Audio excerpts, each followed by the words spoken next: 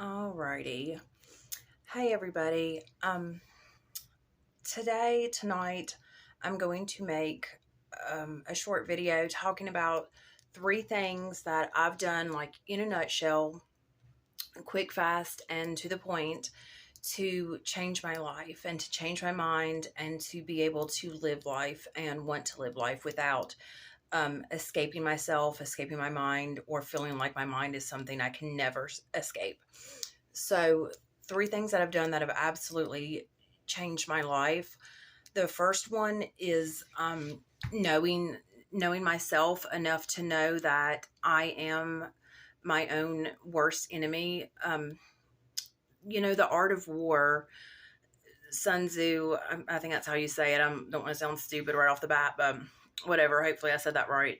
Anyway, know thy enemy. It's like a fundamental rule in the art of war, and it's coming up in a couple of weeks on the 5-year anniversary of being almost killed. And people still, like my mom specifically, gets mad when she wants me to say to this very day that, like, I regret what happened. I regret meeting the guy who's dead who tried to kill me. And honestly, it's weird to say, but the truth is that I'm so glad that everything happened the way it did, Um, I really am, because it's not like I was a victim of circumstance or something like that. I thought I was ready to die. I thought I was ready for death, and I met somebody who tried to kill me, and it took that for me to really get in the sense of presence, to know that I am, that I want to live. So anyway, I mean, the point is like, I've been kind of philosophical lately about everything. We had this very, very much almost like a mythological relationship, and it always felt very oddly spiritual from the get-go. Like when we talked, there were like weird little synchronicities and stuff, and it was very like much like a Hades Persephone type relationship. It was oddly spiritual, and then the way it worked out, it was like, wow, this person, it's like it gave me a second chance on life. And it's like, from that day, from being almost murdered, I realized, like, wow, I want to live. There is me beyond just this mania and these racing thoughts and these neurotic thoughts, and just like, I've really discovered that you cannot analyze your way out of over analyzing. I cannot just like dig a deeper trench with my mind, because I'll just like get stuck like a hamster on a wheel, like analyzing myself to death. And it got me out of my racing thoughts and just like my jumble of nerves and emotions, and just like out of my mind. But I was there and I was present, and that's fight or flight mode in that moment. But Eckhart Tolle says, that's just being present. That's you, that's the other half of you. That's the you when you're out of your ego. And that's what I try to recreate every day. And I do meditate every day. But, it took that happening for me to really want to live. And the biggest enemy is ourselves. It really is. We are all our own greatest enemy. And we have to know that we are our enemy, I was attracted to him because I had that part of me that was that self-destructive, that was that turned around, that was that ready for death. That was me.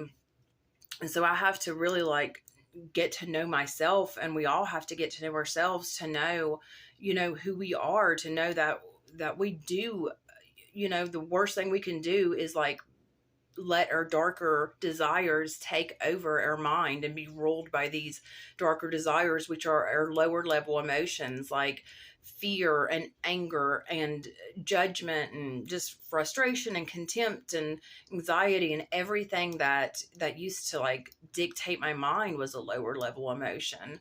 and to really elevate above that, I have to be aware that that's me, so really like know thy enemy. And once you know that you are the enemy, you can see like, my God, like now is the time. I mean, everybody's been talking about it, like evidently like Native Americans talked about it. And what's her name? Dolores Cannon, the woman who did all that, like afterlife and did all the interviews. Like, you can feel that the earth is splitting. This is a huge time in history. And I just want to be on that side that's part of the change, that's part of like the high vibration, like that's based on love and compassion and acceptance and creativity. And I refuse to live a life that is for any reason other than living life. I'm not going to live it for somebody else. And I think a lot of people feel that way, like, man, I have to do something to make my life worthwhile. And it is not just feeding into this same sick system that's just on hate and these superficial constructs and just judgment and all that stuff. And we do have to, I had to know myself and love myself to know that I am the enemy. So then I can see the enemy external that wants to keep us in that stupid state. So number one is know yourself is your greatest enemy. Know thy enemy, because like this is a war, this is spiritual warfare, and it's always been. And it's up to us if we are going to allow ourselves to be like the casualties of that war, and putting our heads in the sand or turning a blind eye or just like, I don't know, being afraid of authenticity and stuff. That's how we're going to like lose ourselves, and make ourselves, allow ourselves to be those casualties of war. But the second thing that's been like huge is to say no to certain types of pleasure. And that threw me for a loop at first, because that's kind of been like, what I've been aiming for is just like to live like this authenticity based life and compassion based life and all that good stuff. But it's really just about like, for me, the using discernment to saying no to things that are just going to kind of bring me down. Like, man, it sucks too, because I hated to give it up. Like, I was all last season, I was hate watching, and just like that, the Sex and the City reboot, I was hate watching. And then it's like, it was like the hate was like a drug, because like that wasn't enough just to watch it. I started to go online, and it was great to see a community of like-minded people, because I felt like I was going insane. I was like, why is this show? I mean, is this like, am I literally watching like a money laundering scheme that they are like trying and failing to pass off as a real show? Like, or am I losing my mind? Like, it's that bad. And so to see other people be like, yeah, what the hell did they do to Steve? The characters are, it's really a sexist show. It's everything that's wrong with Hollywood. And Hollywood is everything that's wrong with like the worst of humanity and everything that's wrong with America. It's superficial and it's fake and it's hypocritical and it's uninspired and it's so dead. It's ridiculous. But, and just like that, for example, I really had to, as much as I wanted to, I'm refusing to watch a single episode of any more of that absolute trash, which is a shame, because I loved Sarah Jessica Parker, like since Hocus Pocus came out in theaters, for real. Like, I've loved her the majority of my life. And I mean, kudos to her. It turns out she's just a great actor, because I really thought she was like a good person. It's like, you cannot put your name on that show. I'm sorry. You cannot be a good person and then like throw away. See, I'm already getting off like track, but you can't be a good person and put your name on that trash, because it's hateful, because it's sexist, because it's like, I'm looking at people now and I'm like, wow, is this how people in New York City really think? Are they really like this racist? Are they really this stupid? Are they really this backwards? I mean, I don't think so. I think it's just like this elitist mentality. where they're so back that they actually think they're like up or something. It's weird. But anyway, I cannot, I had to really just stop watching recaps of the show because it wasn't enough for me to not watch it. It was bringing me down.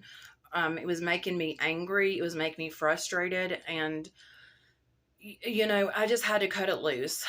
I had to cut it loose. And, it was tough for me to do. And maybe at some point in the future, I'll go back and have shows where it's like, oh, I just want to escape with something lighthearted, or I just want to watch a recap of something lighthearted where I can like get some good laughs and stuff.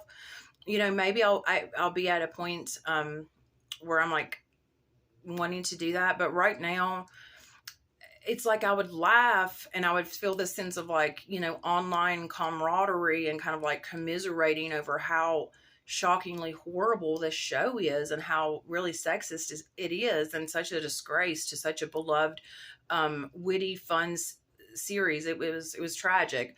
But, at the end of the day, it's like I would just notice like it was bringing me down,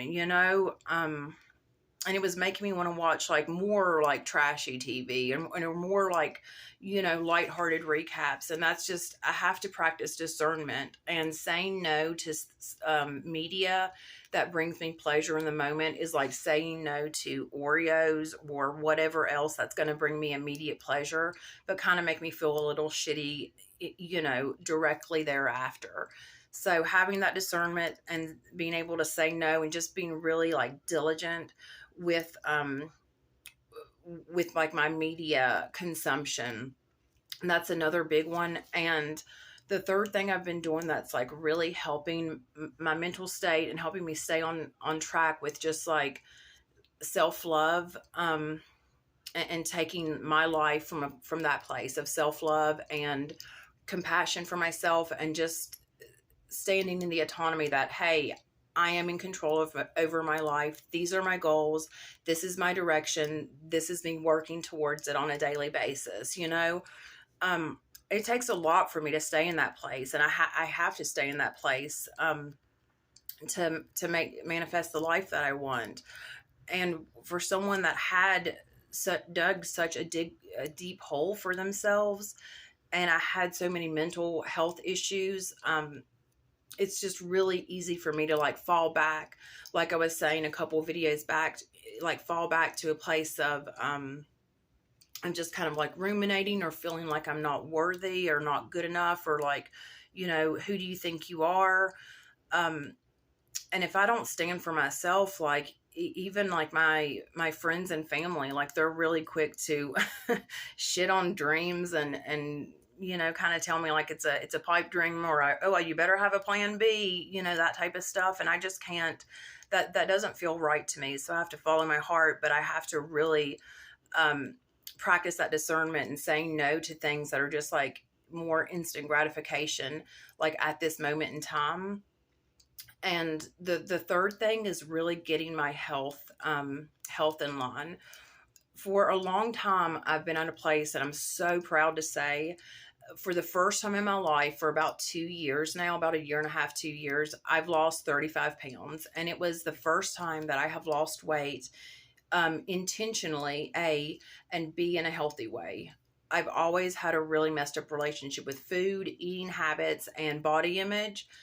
But until recently, like within the past couple years, actually since 2020, I started like a weight loss and health journey. But it's been 35 pounds in that entire time frame. And last year, from last summer till now, I've lost 10 pounds. And I have about 10 more to go. So I'm like slowly but surely getting there. And honestly, the pace slowly has been the only way I can do it. I couldn't do it quickly. I had to do it in a way that was realistic, sustainable, and like really something I could do. To make it a lifestyle change, not just like a quick fix. I had to do it slowly. But now I'm at a place where I'm really like just taking my health goals and my eating habits to the next level. And I've noticed like, it's amazing to when I set goals for myself and I say, okay, I'm going to do this, and I actually demand accountability from myself, like drinking 8 glasses of water, saying, okay, I'm not going to eat after I finish my dinner at 5 p.m. Like, I'm not going to snack. I'm not going to, get an ice cream sandwich at 6 p.m. I was giving myself that leeway. So I was kind of, losing like a pound a month for the past year. And now I'm really being serious with my standards that I'm holding myself to, and getting my health, my physical health in line. I've quit smoking for good. Um, that's another thing, but taking charge of my health, that really, physical health is so connected to mental health, and which I already knew that, and I think we all pretty much know that, but really like seeing that and feeling the effects, it's amazing. And I think it kind of goes to a deeper level of like having autonomy and kind of taking ownership of myself and taking charge of my life and holding myself to a standard, and having goals and setting goals and having them be about health instead of like, a number on a scale. That's very empowering. And it's just it's an amazing way to like take ownership of yourself and increase like my self-esteem, and I have more confidence with speaking, and I have less like brain fog, and just like making little changes, like not snacking whatsoever, not even like a single bite after dinner, which is like kind of an intermittent fasting, like that I'm doing. It's just it's been really beneficial. So those are 3 things. Knowing yourself, you have to know your enemy, that you are your enemy, taking charge of your health and holding yourself to a standard, and practicing discernment, being able to say no to things that give you like pleasure in the short term, that are going to kind of make you feel bad in the long run. But those are 3 things that I've been doing. So y'all have a good night.